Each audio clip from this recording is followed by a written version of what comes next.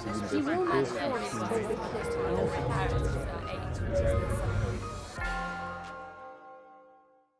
Many of the things that will be in this talk may never happen. Some of them will happen. Some of them already happening. Now, how they will evolve, to what extent, and how all of these things will blend into one future will be interesting to explore.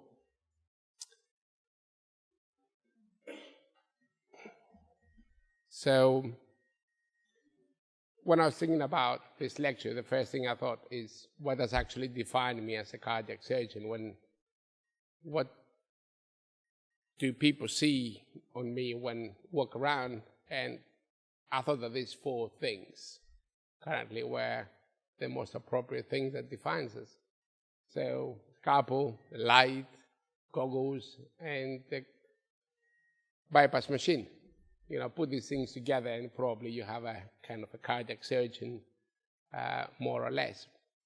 However, if you look at them, really are basic. Starting from the scalpel, that is 6,000, 7,000 technology, and moving into more advanced things, but really basic. So here are some things that I was trained, but not practice anymore. At least that frequently. I was trained to, when I started cardiac surgery, we used to do very big incisions, almost down to the umbilicus, cutting both legs open, and then asking that patient to walk or recover. Big laparotomies, thoracotomies.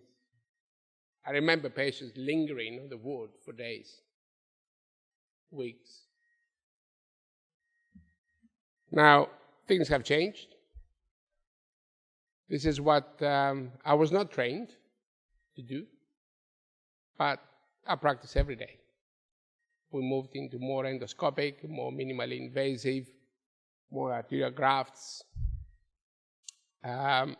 Patients are up and about in days. Most of our patients actually go home in day 4. The vast majority of my patients have stopped taking painkillers after a couple of weeks.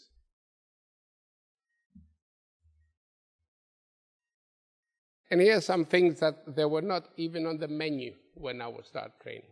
They didn't even exist. They were probably thought of somewhere, somebody crazy in Paris putting some valves in or God knows what. But they're here to stay. And we move on. Where are we today?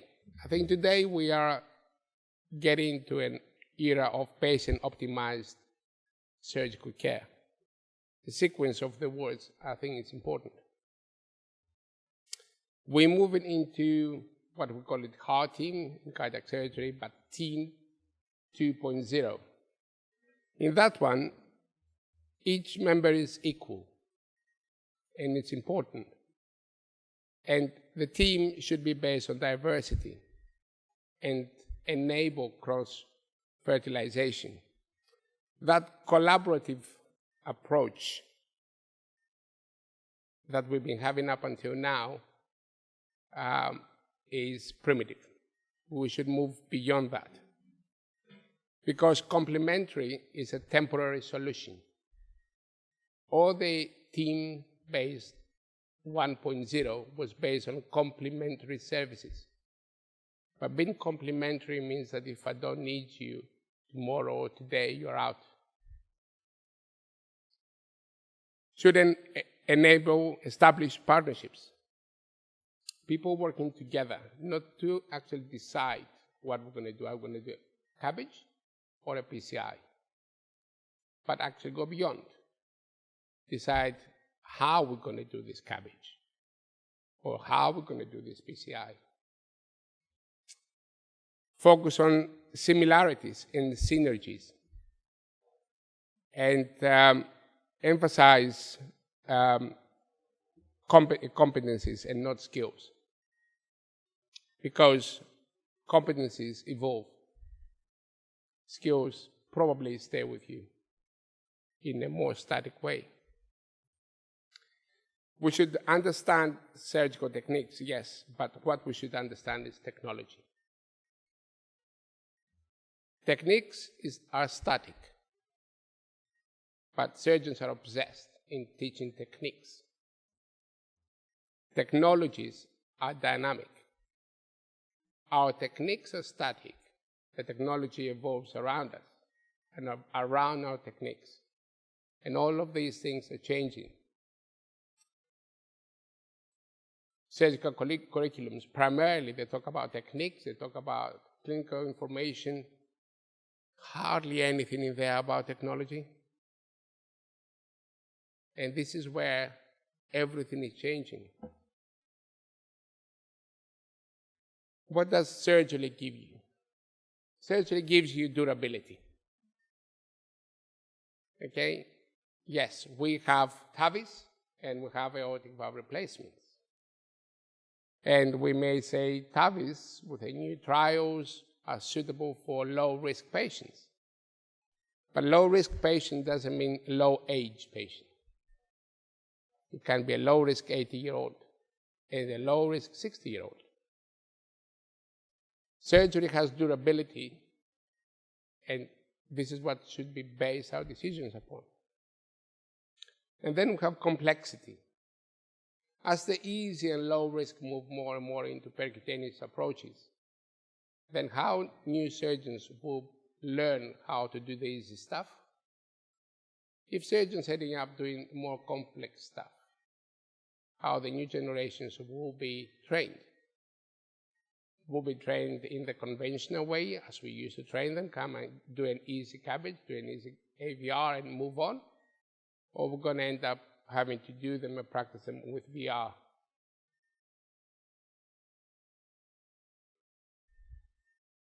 So Winston Churchill said that becoming a real statesman and probably a surgeon, you'll need to think about the next generations and not about the next elections.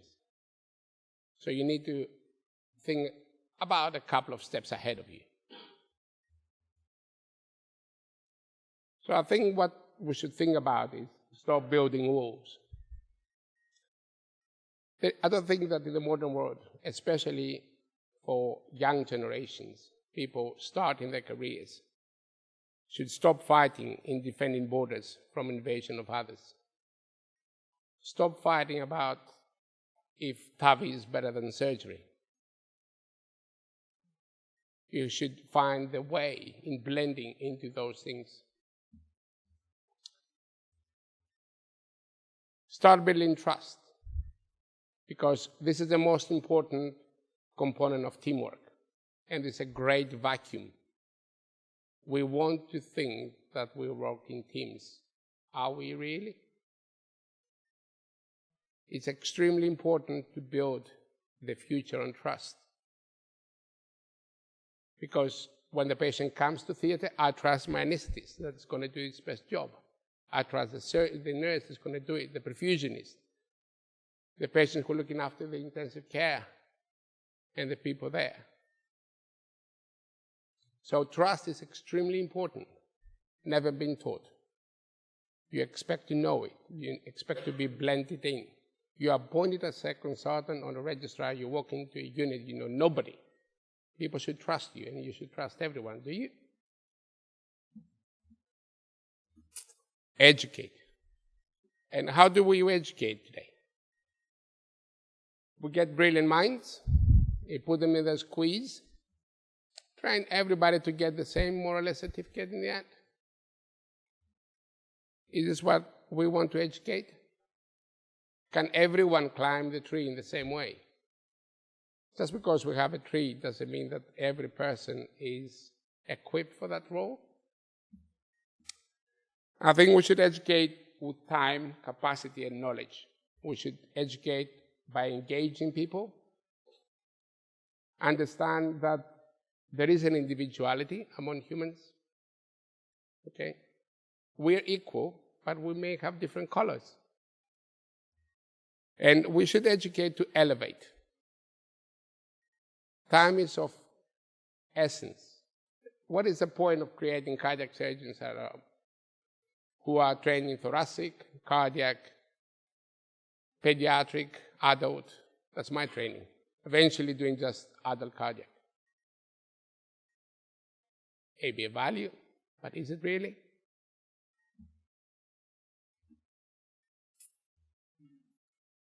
Let's move into future now.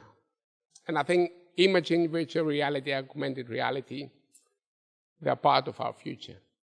Imaging is not only obtaining information, but has moved on. It has moved on into projecting in 3D, but now in 4D, adding tactile capacity to it.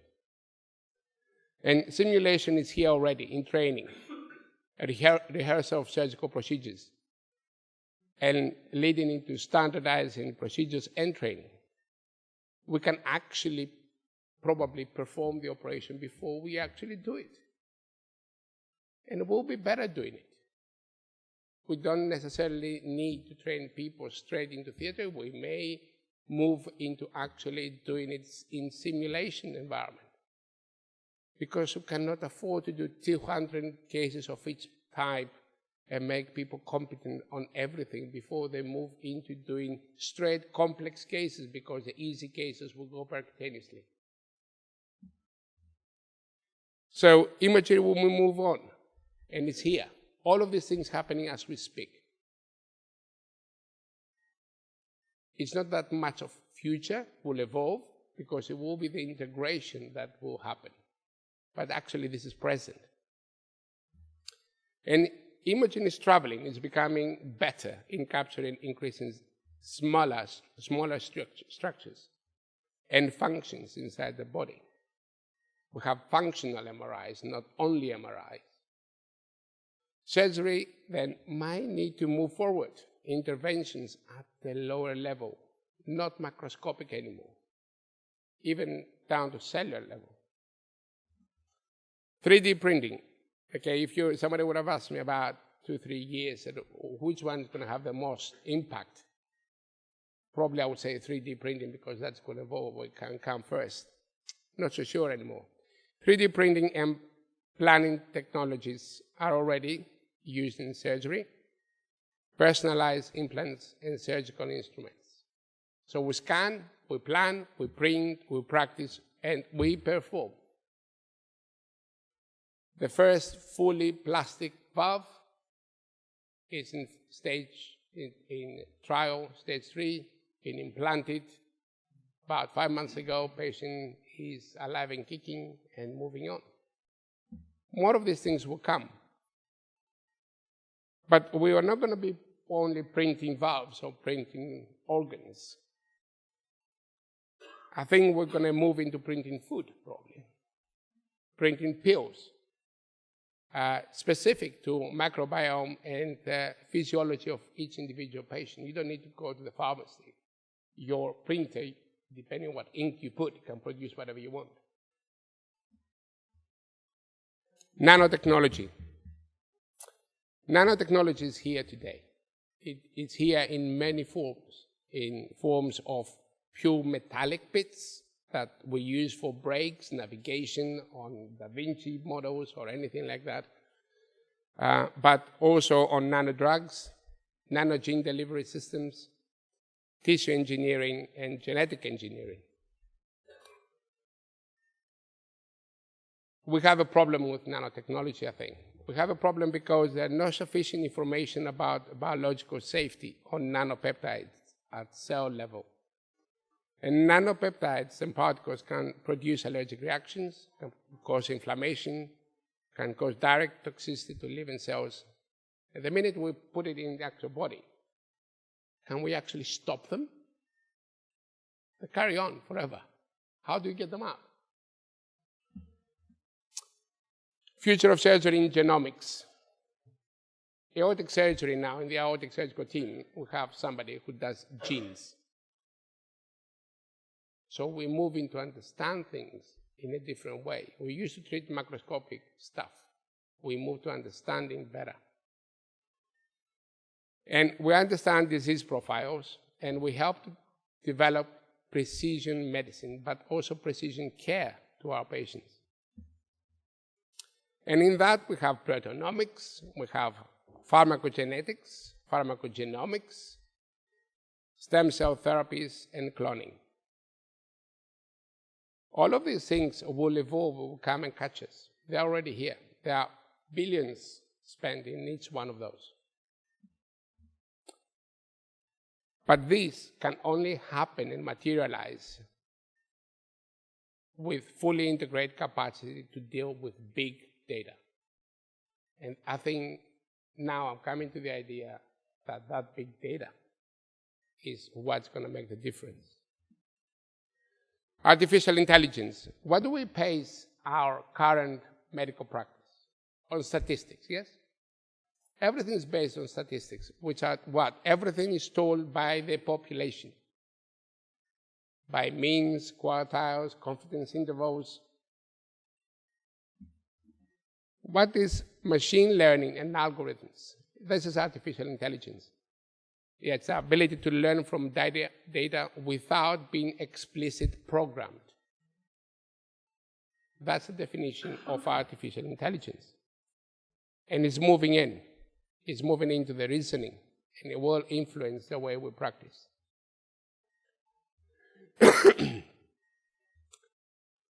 So artificial intelligence will be involved into the initial pre-operative part, but also intraoperatively and postoperatively. Will be influenced by collecting surgical data and from population analysis, which will interact in real time.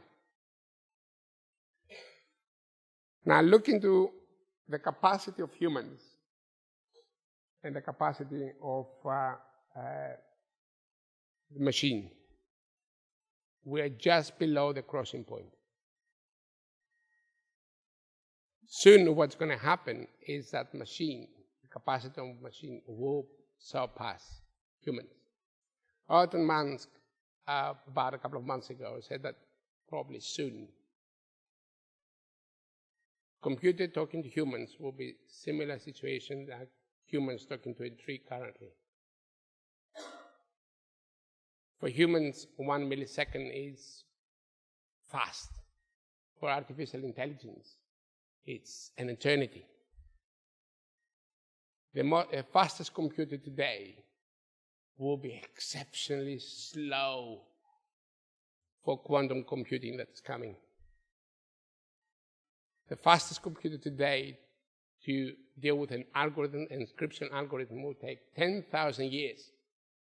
Quantum computing can actually go through an algorithm in 0.1 of a second. Next superpower will be the one that will make quantum computing work, not the one that has missiles. Robotics. Developments in robotics. Surgical tasks will be increasingly be automated with more guidance, support, and information available. You're going to have your Alexa to help you when you perform an operation, because you can't remember everything. The Alexa will be checking you if you're doing it right up until the computer takes it on. Fully automated robot surgeons, probably unlikely to populate operating theaters in the next decade. But I'm not so sure about the decade after. You all have the first thing in your theater. Maybe a stack. Almost in every theater you find a stack. In quite a lot of theaters you find the latest generation of Da Vinci, and it's moving on. But probably we move into integrated technology. This is actually a modern cath lab. I went to a meeting recently where a cardiologist from India had to go away, sit in front of his computer and do an angiogram in India from Germany using this technology. What we will need is a human touch, though. The human touch of clinicians and relationship with the patient will remain central to the delivery of excellent care, because we are all humans. Big data. I think this is what I believe the breakthrough will happen. Big data. Data collection analysis will enable better prediction of disease, along with personalization of treatment options and increase in effectiveness. Are we ready? Bias will decrease and holistic approach to treatment will increase. The best library in the world, it's got probably over 60% fiction in it. It's generated by humans. Driverless cars are not crashing because they're stupid. They are crashing because they are based on information programmed by humans with human errors. So big data. Big data, what is it? How much is growth? In 2013, we had 153 exabytes. In 2020, January, we expect to have 2,310 exabytes or more, which is 48% increase per year. Your series listen to you constantly. EPI is constantly collecting data, constantly. That happens across the globe. Now, look what we have to do. Are we ready for this? Mortality from heart disease and developing atrial fibrillation. This is just being presented at the American Heart Association meeting in November. Big data from 1.77 million ECGs, 400,000 people, medical records from 20 years. Algorithm was able to accurately predict chances of dying or developing atrial fibrillation in the next year. The artificial intelligence, the algorithm, was able to accurately predict even on ECGs that have been cleared by clinicians. Even when 3 clinicians were looking to the same ECG, they couldn't really identify the patterns in there. But AI did. Researchers are moving on. We're trying to integrate in those algorithms treatment options. Big data from aortic stenosis. What do we base our treatment of aortic stenosis on? Papers that they are archaic. Aortic regurgitation in the guidelines, go and check at the back. Paper from 20 years ago, 28 patients. It carries on and on and on. Now, mortality from aortic stenosis on big data, over 500,000 echoes analyzed. What has shown? Patients with previous aortic valve interventions being excluded. 5 years mortality if you have a moderate or severe aortic stenosis is over 50%. More importantly, it's over 50% if your aortic stenosis has got a gradient over 20, which is verging into mild. Are we ready for this? Can we treat all those patients? If we replace a native disease with a surgical induced disease, which is a new valve, is it better? We don't know. We as clinicians, we are trained to recognize established disease. And we are trained to treat established disease. The AI can crunch data and potentially teach us things that we have been maybe misinterpreting for decades. So the whole environment will change. But there is one fundamental thing here, is ethics. Yes, the future will be full of complexity, cost, uncertainty, but full of ethical implications. Can we treat everyone? How far can we go? Ethical and socioeconomic implications, I think, probably are the only impedance to translating these technologies into routine medical practice. Thank you very much.